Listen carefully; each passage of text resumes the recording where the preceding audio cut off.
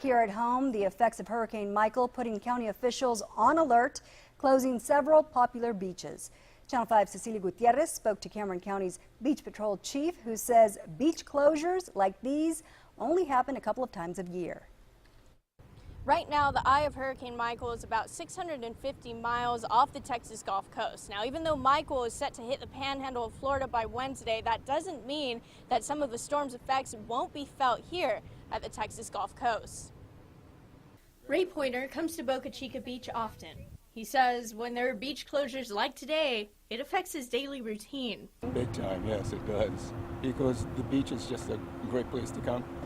Walk around. My wife and I walk here at least a mile or two every day. Not even a beach closure could keep him from seeing just how much beach was left after the tides. Well, that's what I came to see, just how much of the beach was gone. Cameron County Beach Patrol Chief Art Hurtado says the county closes beaches when the tides become a danger to life. Well, in this case, like I said, they close it because it's undrivable, unable to access.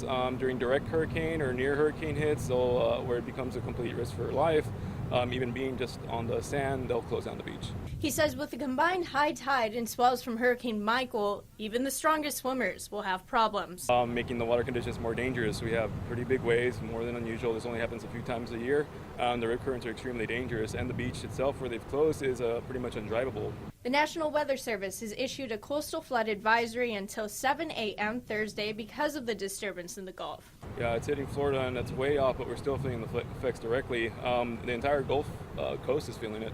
Under that flood advisory is also a high surf advisory and high rip current risk. Even the strongest and experienced swimmers here are going to have an issue. The surfers are the ones that are basically going to take this risk. Hurtado says even though the disturbance in the Gulf isn't coming our way, people going to the beach should still follow the flag system in place and only swim when there's a lifeguard around.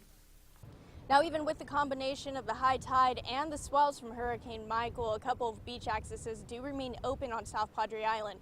Those beach accesses include Isla Blanca County Park and Andy Bowie County Park. At Boca Chica Beach, Cecilia Gutierrez, Channel 5 News at 6.